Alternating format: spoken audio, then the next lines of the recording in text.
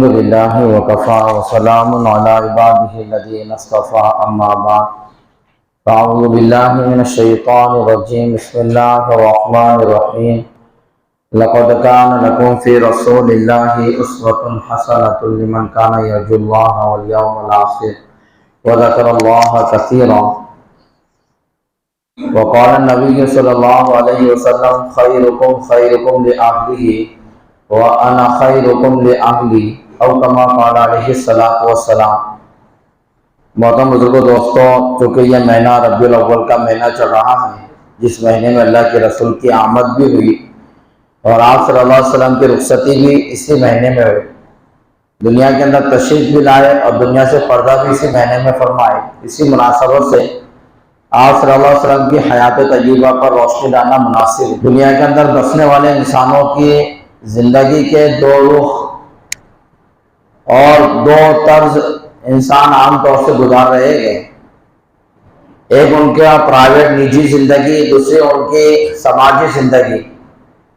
عام طور سے دیکھنے میں یہ آتا ہے کہ انسان کی ان دو زندگیوں میں دو الگ الگ طرز پر اپنی زندگی کو گزارتے ہیں۔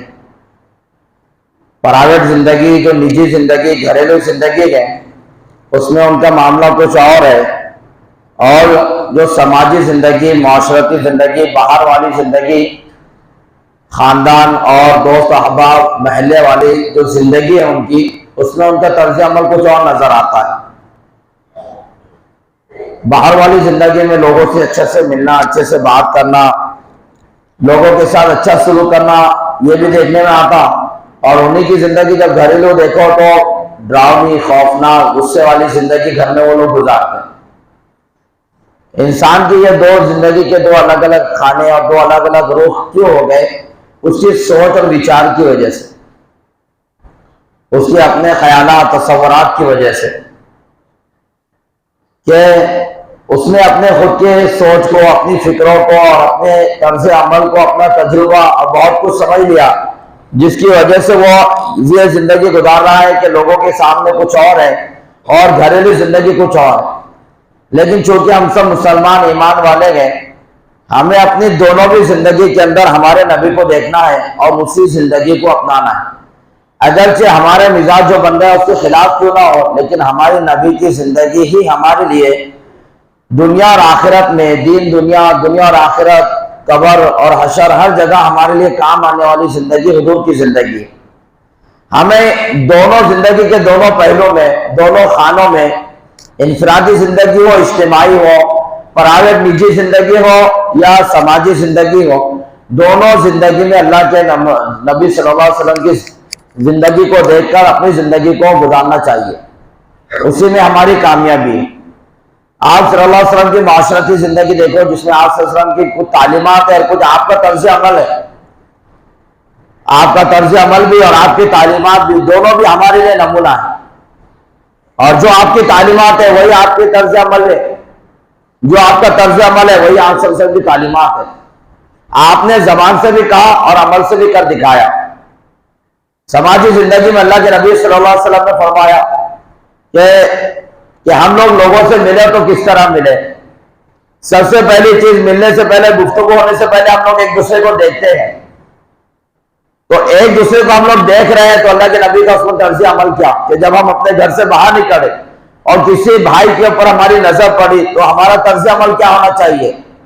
ہمارے نبی کی زندگی سے بھی ملے گا اور اللہ کے نبی صلی اللہ علیہ وسلم کی تعلیمات سے بھی ملے گی یہ بات کہ ہمارا اس وقت طرز عمل کیا ہونا چاہیے۔ تو اللہ کے نبی صلی اللہ علیہ وسلم فرمایا کہ کل معروف صدقۃ، ہر نیکی صدقہ ہے، وَإِنَّ مِنَ الْمَعْرُوفِ أَن تَلْقَى أَخَاكَ بِوَجْهٍ طَلَقٍ، کہ ہر نیکی صدقہ ہے، اور نیکی میں یہ بات بھی داخل ہے کہ تو جب اپنے بھائی سے ملے تو خندہ پیشانی سے، چہرے کے اوپر مسکراہٹ، پیشانی کے اوپر مسکراہٹ کے آسان نظر آئے۔ جس بھائی کے اوپر بھی تیری نظر پڑے گھر سے نکلتے وقت باہر، تو اس حالت میں اس سے ملاقات کرے، اس طرح تیری نظر اس پر پڑے کہ تیرے چہرے پر اس کو دیکھنے کے بعد مسکراہٹ ہو، چہرے کے اوپر غصہ نظر نہ آئے، چہرے کے اوپر 12 بجتے ہوئے نظر نہ آئے۔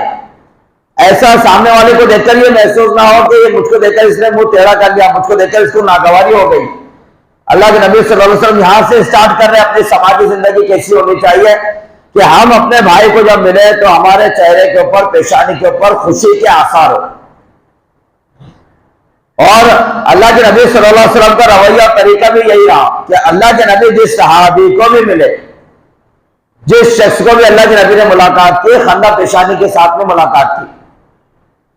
کسی کی طرف متوجہ ہوئے تو مکمل متوجہ ہوتے تھے، پورا پلٹ جاتے تھے اس کی طرف، ہاں بھائی کہو کیا بات، مکمل اس کی طرف آپ کی توجہ اور اس کی توجہ آپ کی طرف۔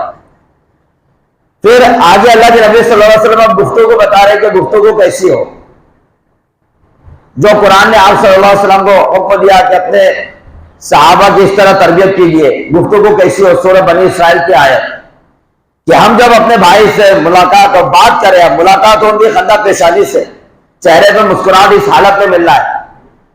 اب بھائی سے گفتگو شروع ہو رہی تو اب گفتگو کیسی ہو، تو قرآن سورہ بنی اسرائیل میں فرماتا ہے نبی وَقُلْ عِبَادِي يَقُولُ الَّتِي هِيَ أَحْسَنُ، اے نبی اپنے میرے بندوں سے کہہ دو کہ میرے بندوں جو مجھے اپنا رب مانتے ہیں، اللہ تعالیٰ ان سے کہہ رہے، ہم سب نے اللہ کو اپنا رب مانا، اللہ ہم سب سے کہہ رہے نبی اپنے میرے بندوں سے کہہ دو یقول التی آسن، جب بات کرے گفتگو کرے تو یہ آسن بہت اچھی بات کرنے کی کوشش کرے، سامنے والے کے دل کو توڑتے ہوئے، اس کے دل کو چیرتے ہوئے ایسی بات نہ ہو، بلکہ اتنے اچھے انداز میں اس سے بات کرے کہ وہ باتوں کے درمیان میں ہی آپ سے محبت کرنے لگ جائے۔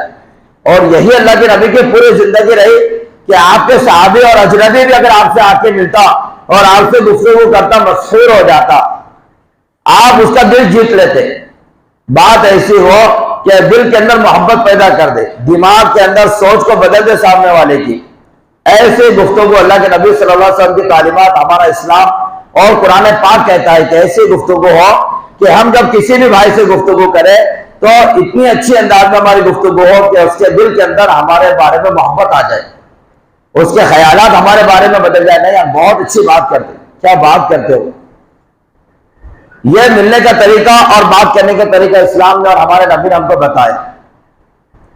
تیسری چیز آگے اللہ کے نبی صلی اللہ علیہ وسلم کی تعلیمات میں، سماجی زندگی کے اصولوں میں یہ ملتی ہے کہ ہم اپنے اچھے اخلاق کو پیش کریں، برتاؤ ہمارا اچھے اخلاق ہمارے ہو، برائی کا بدلہ بھی بھلائی سے ہم لوگ پیش کریں۔ اللہ کے نبی صلی اللہ علیہ وسلم کے پاس ایک شخص آیا، آپ صلی اللہ علیہ وسلم نے دور سے اس کو دیکھ لیا کہ یہ شخص میرے پاس ملنے کے لیے آ رہا۔ حضرت عائشہ سے کہا کہ عائشہ یہ جو شخص میرے پاس آ رہا یہ اپنے خاندان کا بہت برا انسان ہے، لیکن جب وہ آپ صلی اللہ علیہ وسلم کے پاس آیا، آپ نے اس کو اندر دروازہ کھول کر اندر گھر میں بٹھایا اور آپ نے اس سے بہت اچھے انداز میں اس سے گفتگو کی۔ جب وہ چلا گیا تو حضرت عائشہ نے کہا اللہ کے نبی جب یہ شخص آیا تھا تو آپ اس کے بارے میں کہہ رہے تھے برا آدمی، پھر آپ نے اتنا اچھا سلوک اس کے ساتھ کیا۔ پھر کہا کہ عائشہ بدترین ہے وہ آدمی کہ جس کے عادتوں کی وجہ سے، جس کی بد اخلاقی کی وجہ سے لوگ اس سے ملنا جلنا چھوڑ دیں، بدترین ہے وہ آدمی۔ یہ میرے اچھے اخلاق کی وجہ سے میرے پاس آیا، میں کہ اس کو بد اخلاقی سے اس کے ساتھ پیش آؤں۔ بہت سارے لوگ ان کو اپنی زندگی سے تجربہ ہوا ہوگا کہ لوگ ان کے پاس بیٹھنا بھی گوارا نہیں کرتے، اور وہ آج بھی یہی سمجھتے ہیں کہ ہم بہت اونچے ہیں، بہت بڑے ہیں، اور لوگ آج بھی ان سے دور بھاگتے ہیں۔ کہیں بیٹھ جائے تو لوگ ان سے تھوڑی گفتگو کرتے اور پھر وہاں سے ہٹ جاتے کہ پتہ نہیں یہ شر والا انسان ہے، اس کی زبان سے کانٹے ہی نکلتے، یہ تکلیف ہی پہنچاتا ہے، اس سے دور ہٹ جاؤ۔ حالانکہ ایمان والے کی زندگی بالکل ایسی ہونی نہیں چاہیے کہ لوگ اس سے کتراتے پھرے کہ یار اس کی زبان سے کبھی بھی دیکھو تو دل چیرنے والی بات ہی کرتا، کبھی بھی تانا ہی دیتے ہوئے ہی گزرتا، نیزے اس کی زبان میں لگے ہوئے چبا کر ہی یہ گزرتا ہے کہیں سے۔ بہت سارے بھائی ایسے ہوتے ہیں جو کسی کو بات بات میں بات مار دیتے ہیں، تانا دے دیتے ہیں، تو بعد میں بولتے ہوئے کیسا بات مارا میں نے، اس کو چپ ہی ہو گیا ہو، اس نے کچھ بھی نہیں بولا، اس طرح کے جملے کہتے ہیں۔ کیا یہ ہمارے یہ جملے، ہم نے کسی کو بات مار دی، اس سے وہ بیچارہ شرمندہ ہو گیا، اس کو کچھ بولتے نہیں آیا، اس کے دل کو ٹھیس پہنچی، کیا ہم نے یہ کام اللہ کی نگاہ میں اچھا کیا؟ قرآن کے تعلیمات کے مطابق کیا. ہم مسلمان ہونے کی وجہ سے ہم نے ہمارے نبی صلی اللہ علیہ وسلم کی تعلیمات کے مطابق یہ کام کیا جس پر ہم کو فخر ہو رہا. اس لیے حضرت جی مولانا سعد صاحب کہتے ہیں کہ جب آدمی کا ایمان کمزور ہوتا تو جو نفاق والی چیزیں ہیں اس پر آدمی فخر کرنے لگ جاتا. جو چیزیں نفاق والی ہے، منافقوں کی جو عادت ہے وہ عادت اس کی بن جاتی ہے اور یہ اس پر فخر کرتا. پھر حضرت نے آگے یہ بھی فرمایا دلیل کے ساتھ، مثال دے کے بتایا کہ دھوکہ دینا، دھوکہ دے دیا کیا، میں نے اس کو الو گھما دیا، میں نے اس کو کیسے بنایا. حالانکہ دھوکہ دینا کس کی صفت ہے؟ منافق کی صفت. جھوٹ بول دیا، کہتا بول دیا میں نے اس کے سامنے، وہ صحیح سمجھ رہا ہو تو. جھوٹ بولنا کس کی صفت ہے؟ منافق کی صفت. آدمی فخر کرتا جب ایمان کمزور ہوتا. ایسے ہی تانا دینا بھی، تانا دینے والے کے اوپر بھی اللہ کے رسول نے لعنت فرمایا. تانا دینا بھی منافق کی اور کافر کی صفت ہے، مسلمان کی صفت نہیں. کسی کو تانا دینا، بات بات میں بات کو مارنا، یہ مسلمان کی صفت نہیں ہے.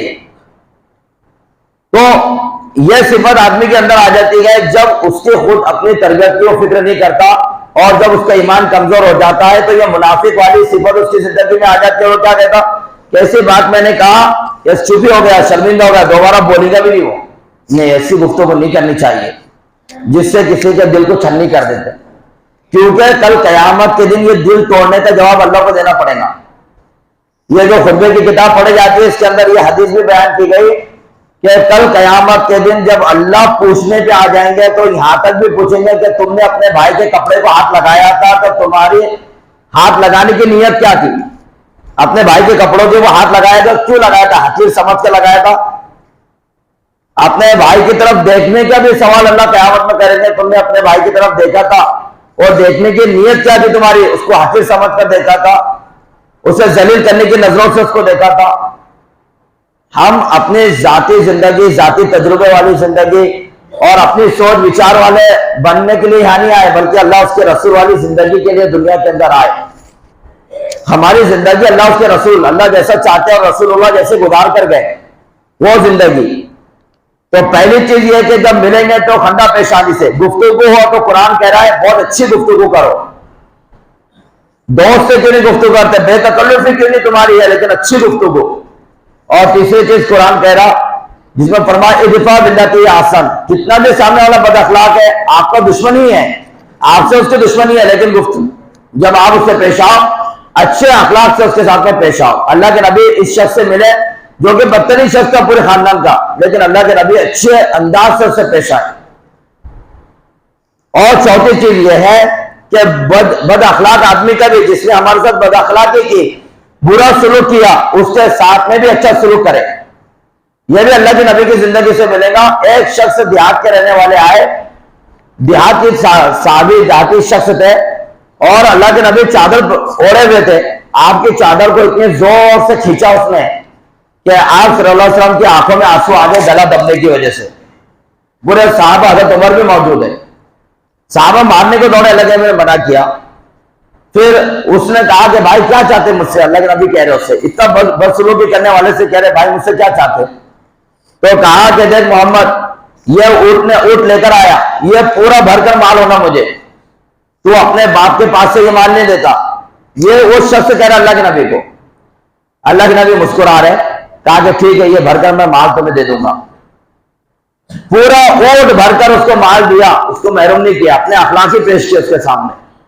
یہ اللہ کے نبی کی تعلیمات اور قرآن بھی یہی کہتا ہے کہ کوئی بد اخلاقی سے بھی ہمارے ساتھ پیش آتا ہے ادفع باللتی احسن، تو بھی ہم اس کے ساتھ میں اچھا اخلاق کا برتاؤ کریں. اللہ کے نبی نے اس سے اچھے اخلاق کا برتاؤ کیا. اس سے سماج میں سدھار آئے گا. جو جیسا رہے گا میں ویسا رہوں گا، میں پتھر کا جواب، میں اینٹ کا جواب پتھر سے دوں گا، یہ جو سوچ رکھ کے ہم لوگ چلیں گے یہ اللہ کے نبی کی سوچ نہیں ہے، یہ اسلام کی سوچ نہیں ہے. اسلام کی سوچ کچھ اور ہے، قرآن کچھ اور ہمیں تعلیم دیتا ہے. اچھے اخلاق، سماجی زندگی. دوسری آپ صلی اللہ علیہ وسلم کی زندگی تھی وہ گھریلو زندگی. آپ صلی اللہ علیہ وسلم کی سماجی زندگی بھی دیکھی ہم نے اور آپ صلی اللہ علیہ وسلم کی گھریلو زندگی بھی، کہ آپ صلی اللہ علیہ وسلم فرمایا کہ تم میں سب سے بہترین مسلمان وہ ہے جو اپنے گھر والوں کے لیے بہترین ہو. پھر آگے فرمایا میں تم سب میں بہترین ہوں اس لیے کہ میں اپنے گھر والوں کے ساتھ میں بہتر ہوں. 10 سال حضرت انس کہتے ہیں میں نے خدمت کیا، 10 سال کا بچہ تھا میں. میں نے آپ صلی اللہ علیہ وسلم کے گھر میں تک میں داخل ہوا، بچہ تھا جب 10 سال کی عمر کا. آپ کے گھریلو زندگی میں دیکھا 10 سال میں اللہ کے نبی نے ما ضرب رسول اللہ صلی اللہ علیہ وسلم خادمن ولا امراتن قط، کہ اللہ کے نبی صلی اللہ علیہ وسلم نے کبھی اپنے خادم کو اور کبھی اپنے گھر کی کسی مستورات کو ہاتھ اٹھایا ہو. آپ نے کبھی نہیں ہاتھ اٹھایا. حالانکہ مستورات ہونے کے اعتبار سے وہ بھی کچھ کم مستورات نہیں تھی، ان سے بھی کچھ باتیں ایسی ہوتی تھی کہ غصہ آ جائے، لیکن اللہ کے نبی نے ہاتھ نہیں اٹھایا. ایک سوکن نے حضرت عائشہ رضی اللہ تعالیٰ عنہ کی موجودگی میں ایک سوکن نے اللہ کے نبی کو ایک پیالے میں کچھ بھیجا کھانے کے لیے، اور حضرت عائشہ نے اس کو ایسا دھکا مارا کہ وہ پیالہ گر گیا، وہ کھانا بھی گر گیا اور پیالہ پھٹ گیا. اللہ کے نبی نے وہاں پر بھی مسکرا دیا. ورنہ ہمارے جیسے کوئی ہوتا تو اٹھ کے 2-3 تماچے لگا دیتے، کیوں کھانا گرایا تو نے، کیوں ایسا کیا. اللہ کے نبی نے کوئی جواب نہیں دیا، کہا کہ عائشہ کھانا میرا تھا، میں نے معاف کر دیا، لیکن پیالہ تو اس کا تھا، تمہاری سوگن کا پیالہ تھا، تم کو بھر کے دینا پڑے گا. یہ بول کے مسکرا کے چھوڑ دیا. یہ آسرت کی گھریلو زندگی بھی. ہمارا مسئلہ یہ ہے کہ باہر کی زندگی میں تو ماشاء اللہ بہت اخلاق ہم سب برت لیتے، لیکن گھریلو زندگی میں ہماری بیویوں کی ہم سے بہت ساری شکایتیں ہوتی ہیں، توڑ ہونے کے مسئلے آ جاتے ہیں. ہم اپنی ہی بیوی کے مسئلے کو پورے گھر میں لے کے بیٹھ جاتے ہیں، اپنی ہی عزت کو، اپنے ہی لباس کو پورے خاندان کو بٹھانے کی کوشش کرتے. نہیں، اپنے 4 دیواری کے مسئلے کو خود میاں بیوی نے بیٹھ کے حل کرنے کی کوشش کرنا، اچھے سے اپنے بیوی کے ساتھ میں خندہ پیشانی کے ساتھ پیش آنے کی کوشش کرنا. بعض جگہ یہ بھی دیکھنے کو ملتا ہے کہ بیوی کو شوہر نے بیوی کو اس لیے مارا کہ پیر دبانے کا بولا، اس نے نہیں دبائی تو مار دیا. پیر دبانے کا بولا، نہیں دبائی تو مار دیا. استری کر کے نہیں دیے تو مار دیا.